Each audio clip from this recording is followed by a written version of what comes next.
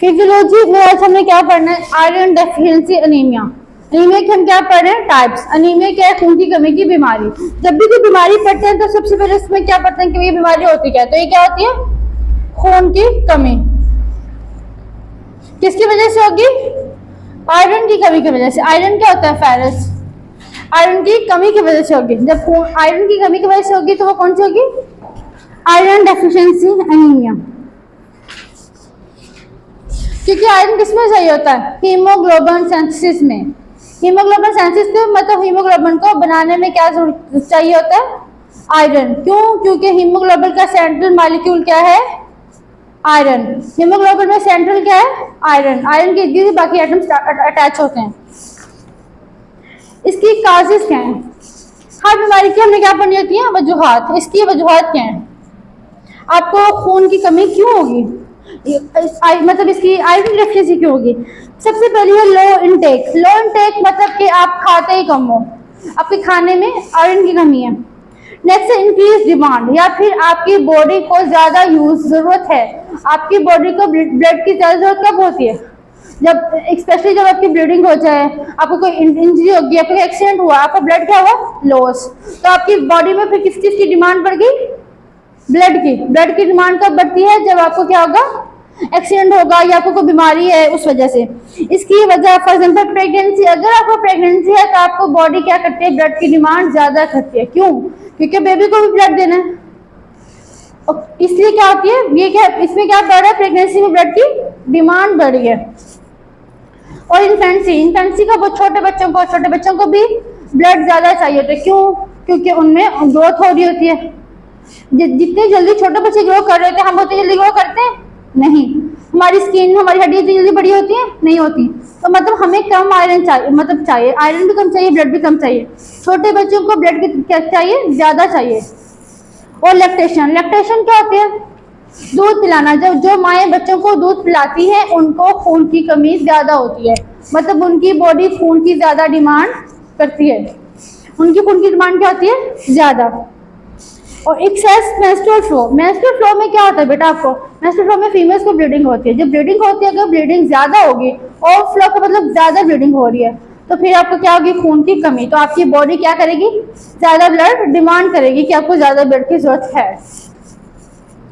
Next है माल absorption. पहली चीज हमने क्या पढ़ी? लो इनटेक, कि आप लोग खा ही कम रहे हैं। दूसरी हमने क्या पढ़नी है? माल अब्जॉर्प्शन। माल की मीनिंग क्या होती है? कम। अब्जॉर्प्शन जस्ट होना। आपकी बॉडी में आयरन सही की अब्जॉर्प्शन क्या हो रही है? कम। अगर पहले हमने क्या पढ़ी है? लो इनटेक, कि आप कम ले रहे हैं ब्लड, मतलब आयरन कम ले रहे हैं तो आपकी ब्लड में कमी होगी। दूसरी क्या वजह है? आपकी बॉडी में आयरन अब्जॉर्प्शन कम हो रही है, तो उसकी वजह से क्या होगी? माल अब्जॉर्प्शन। अब्जॉर्प्शन की क्या होगी? कमी।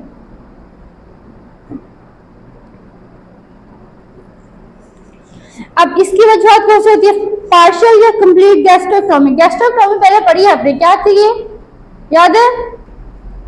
गैस्ट्रोक्टोमी जब आपके स्टमक का कोई हिस्सा लॉस हो जाए या फिर सर्जरी करा के उसको रिमूव कर दिया जाए।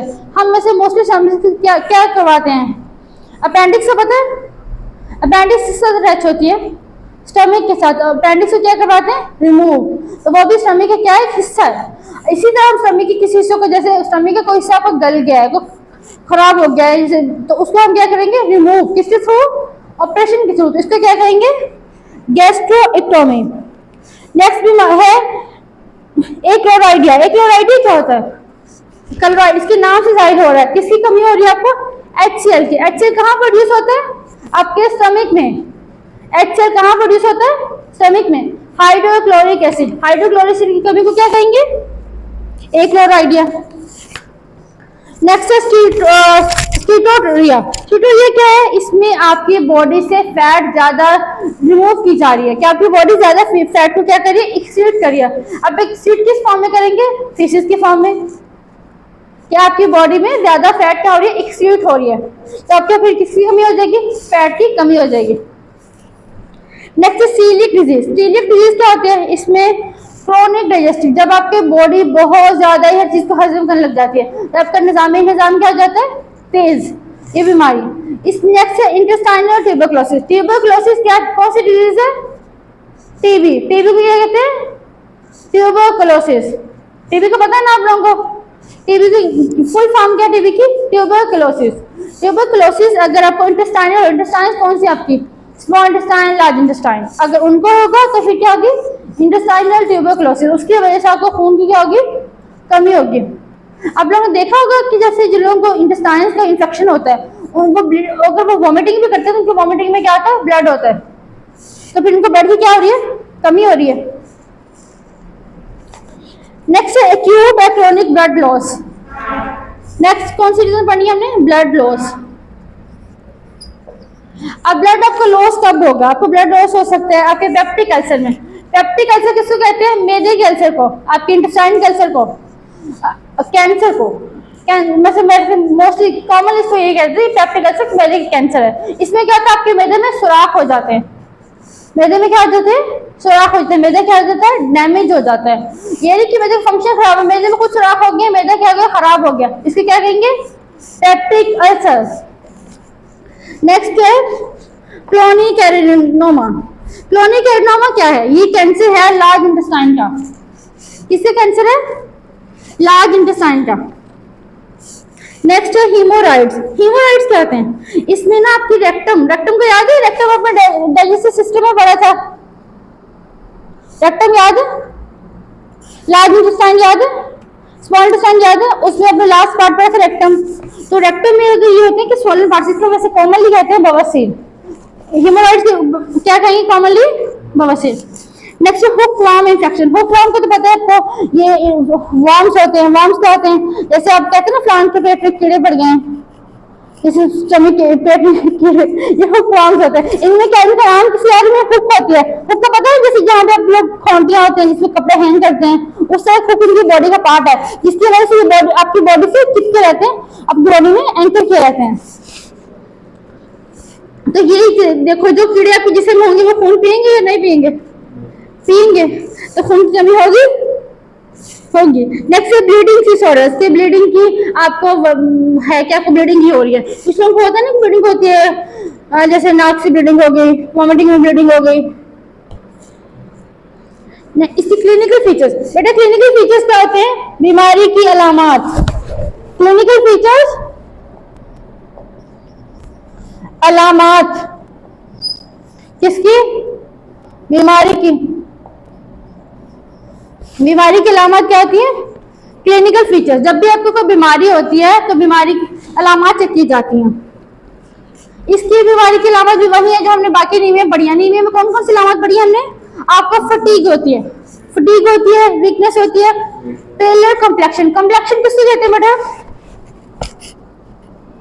कम्प्लेक्शन किसको कहते हैं? स्किन कलर को कहते हैं। इसका कम्प्लेक्शन फेयर है, जैसे अंग्रेजों का कम्प्लेक्शन हमारा कम्प्लेक्शन सेम है या नहीं? नहीं है ना, तो उनका कम्प्लेक्शन हमारा कम्प्लेक्शन क्या है? डिफरेंट। पहले कम्प्लेक्शन कौन सा होता है? पीला। जैसे होता है ना जिनके खून की कमी होती है उनके रंग पीले हो जाते हैं, उनका कम्प्लेक्शन ये नहीं कि वो चिट्टे हो जाते हैं, उनका रंग क्या हो जाता है? पीला। तो पहले कम्प्लेक्शन उनका स्किन टोन ही पीला हो जाता है। और इसमें एपिथेलियल चेंजेस होते हैं। एपिथेलियल सेल्स कौन से थे बेटा? एपिथेलियल टिश्यूज पढ़े ना आपने? मोस्टली जो सरफेस वाले थे, कवरिंग वाले थे। कौन सी हमारे बॉडी में सरफेस कौन सी है? Skin. Brittle nails, nails brittle हो जाते हैं कि नेल्स टूटने लग जाते हैं। एंड हेयर्स, और बाल भी क्या, हेयर और बाल क्या हो जाते हैं? टूटने लग जाते हैं उन लोगों के, उनको खून की कमी होती है। नेक्स्ट कोलिडाइनर्स। इसमें क्या होता है? Spoon shape nails. Spoon shape nails का पता है कैसे होते हैं? आप लोग महसूस करते नहीं? स्पून शेप नेल्स ऐसे होते हैं, बिल्कुल ऐसे। तो ये क्या आपके नेल्स ऊपर से फ्लैट है या यूं है बहुत ज्यादा?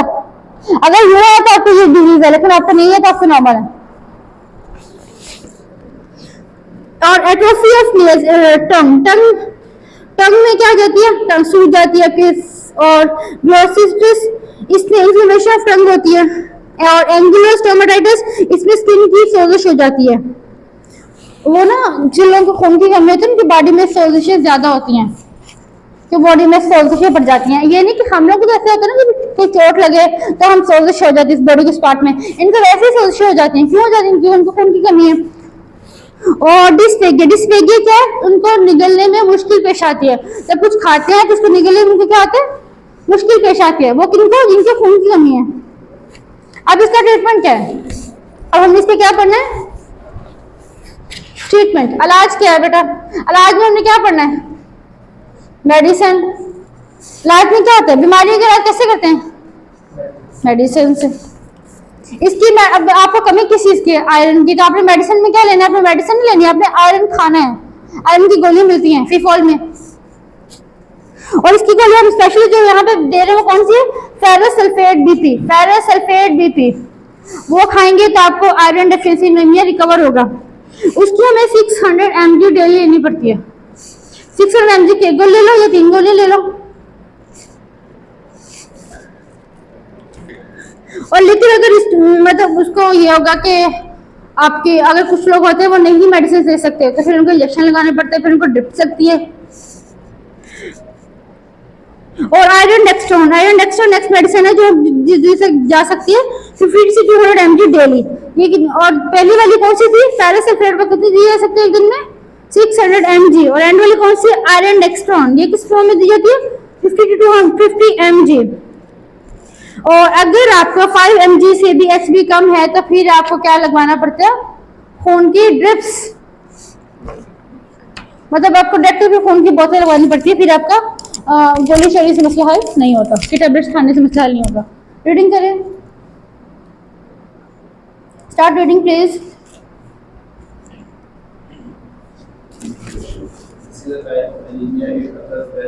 वो क्या है, inadequate amount of iron